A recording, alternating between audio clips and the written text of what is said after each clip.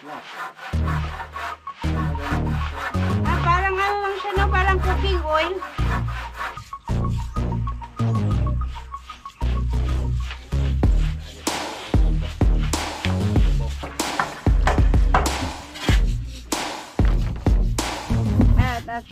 Hi guys, so ito po ay ilalagay namin dito sa kawayan para pangtanggal ng para hindi siya bukbukin. Tama ba, hindi bukbukin, no? Kailangan lagyan ng oil. So itong oil na to ay oil ng transformer, yung sa kuryente. Ito yung gagamitin namin dito kasi mabisa daw po ito para hindi magkaroon ng bukbuk yung kawayan. Kasi itong kawayan yung gagamitin namin kapitan ng nipa. Ayan yung mga nipa namin. So ito ang pang brush, iba-brush namin dito sa kawayan.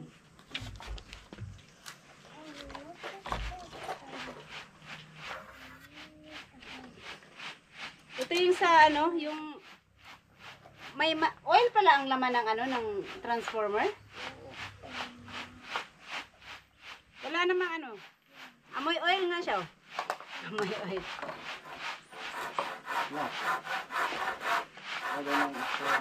Parang ano lang siya, no? Parang cooking oil.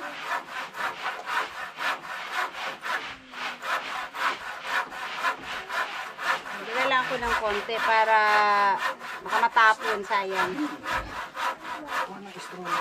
Anong ano nito, be? Baliktaran?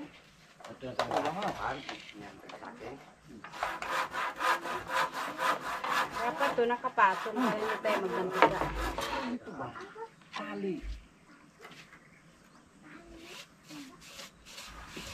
Yan. Kasi ito, pagka hindi nalagyan, mabilis siya magbukbuk. Tapos mababagsakan tayo ng ano, mga bukbuk nito. Ha? Bilis lang ba ito mag-dry?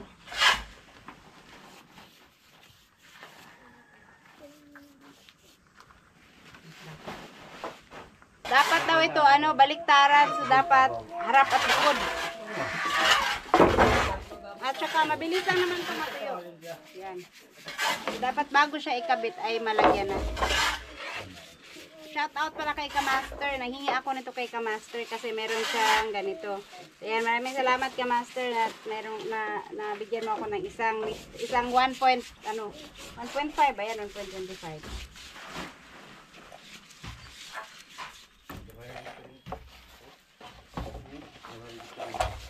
Gamitin natin yung panggisa. Yan guys, kung meron kayong ano, oil ng transformer, mabisa daw itong pangtanggal ng bukbuk. Kahit sa kahoy pwede to. Itong kawayan lang nilagyan namin kasi konti lang yung oil ng transformer. Ang hirap kasi maghanap nito, ang hirap bumili nito. Kaya ano, buti na lang meron si Kamaster at saka binigyan niya ako ng isang ano.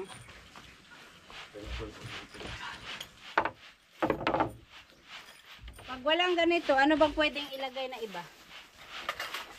Kahit anong oil, cooking oil.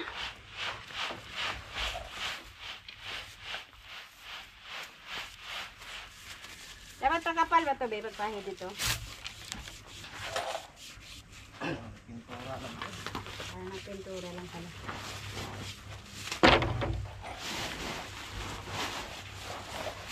Nakakaano din ba ito ng ano, anay o hindi? Oh, ano yan? Anay din? Maganda pala pag maraming ganito. Hindi ko lang alam kung magkano ang presyo ng ganito pag binili mo. Mura lang to?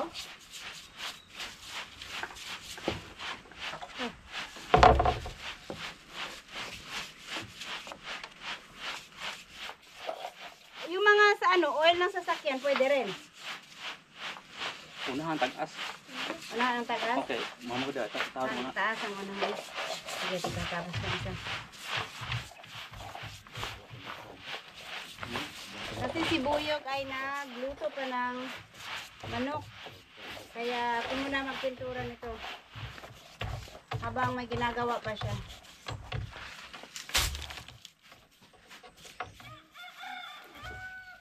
Mabilis lang matuyo to. Mainit eh.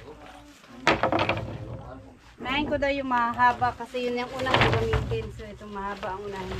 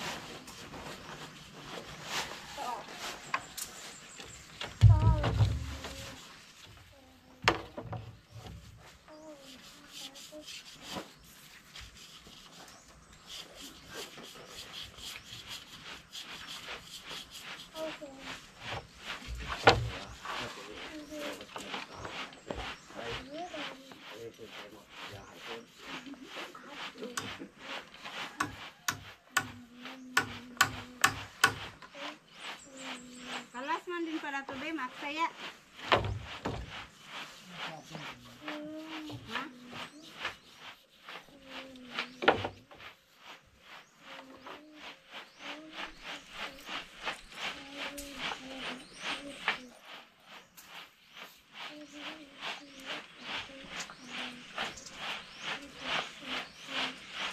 Hindi na siya, ano? Huwag mo lagyan lahat. May amoy lang siya ganito.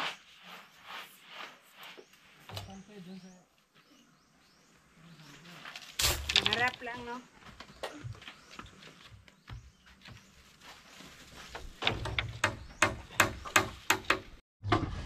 Ayan guys, kahit hindi naman ganun kakapal pala yung ipahid.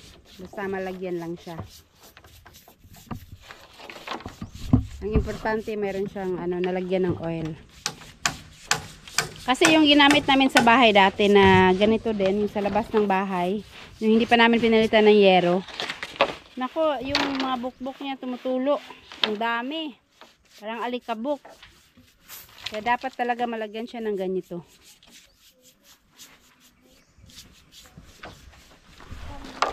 So, ganyan kadami ang kailangan naming lagyan. Lahat ng kawayan na yan. Saka kasya naman daw tong oil na isang ganito. Baka may sobra pa.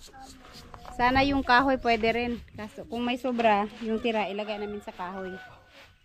Pero pag wala na, importante itong kawayan. Kasi papatak to sa ulo, sa mukha mo pagka naglaglaga na yung mga bukbok niya.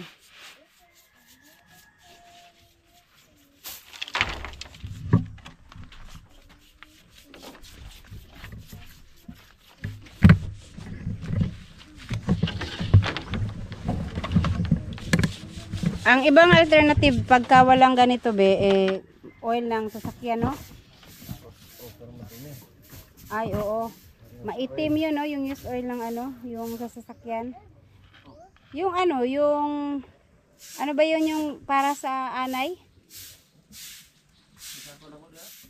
Ano yung para sa anay, be? Sulignum, pwede rin to? Pwede. Yun nga, para sa anay talaga. Sulignum? Pero mas mahal yun ang sulignum.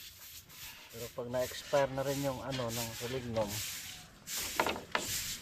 okay din. Ito, wala expiration ba to? Siguro. So first po, sana ka-discover nito. First time namin masubukan. Kasi pagka mayroong mga naglalagay ng kahoy dito, mga ganito kawayan, ito talaga yung advice nila, maghanap ng mabilhan ng oil ng transformer, yung sa kuryente. Kasi mabisa daw ito para sa bukbok, sa anay. Yung mga sirang transformer. Mga sirang transformer, no? Yung Kuha na ng langis yun. Puro langis ang loob nun. Puro langis pala ang laman nun, yung malaki. Puno ng langis yun? Oo. Oh, ang laki nun ah. Sumabog yun. Alas ng langis. Pero hindi yan nag-aapoy. Hindi naman siguro. Pero ito naman nabalita na sumabog na sunog.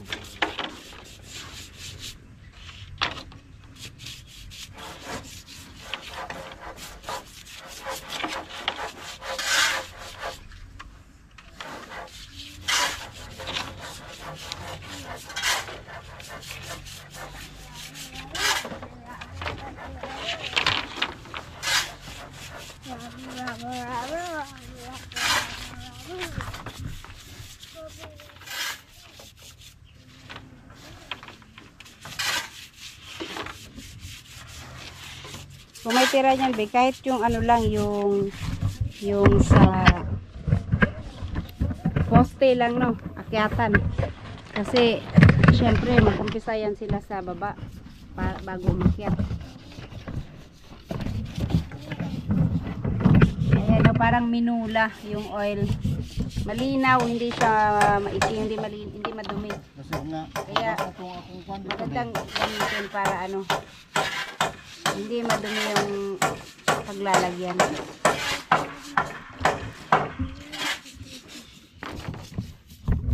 At syempre, ayan, shout out kay Palugit, nandiyan na siya, kanina pa yan. Naglalagay lang ng sintas. Tapos, ito na yung ikakabit niya pagkatapos. Tapos, magbububong na sila. At syempre, andito para sila awit. Oh, shout out. Ma'am Jo, nagdistay na sila ng buhangin. Pinauna ko na lang muna yung dito nakasako. Tapos doon na lang nila sa loob ilagay. Saka na yung sa labas.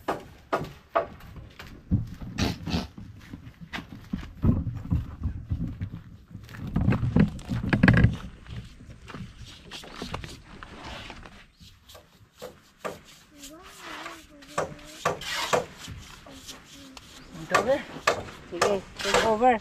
Kung naman kasi tatapusin lang ni Buyog yung manok na ano niya, lulutuin niya. Tagsaga na lang tayo sa manok. Mahal ang isda. Sa sawa, mahal ng isda ngayon at mahal ng karning baboy, kaya manok muna kami. Marami namang nakatulong doon. Tagsaga na lang natin yung native. Native na manok lang eh. Ano namin, wala, hindi na natin bibilhin.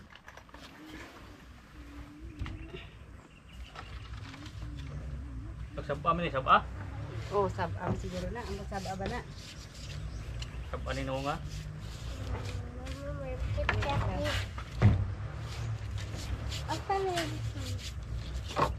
Basan niya butang.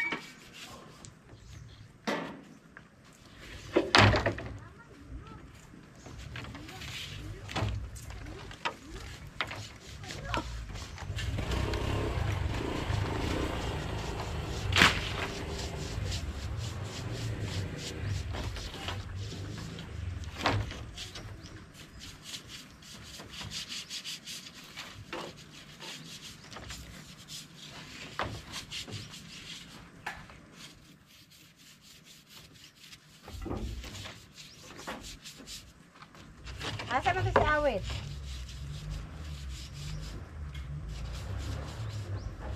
Oh.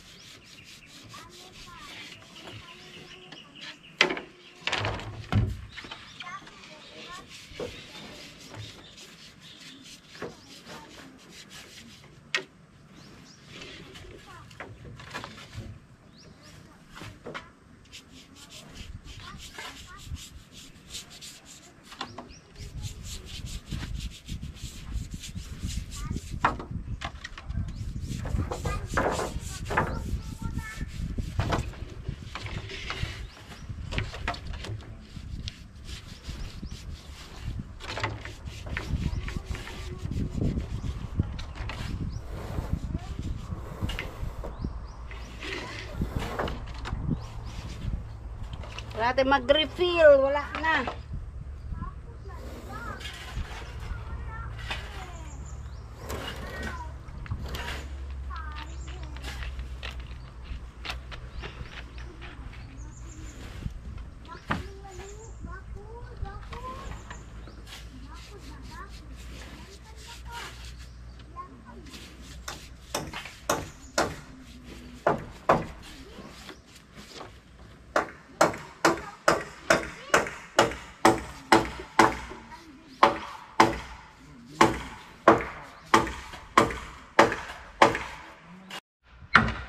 Eh guys, konti na lang.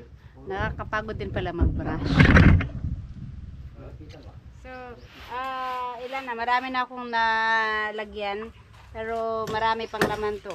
At saka ito, kabubuhos ko lang dito sa kabila. Hindi nga siya mauubos.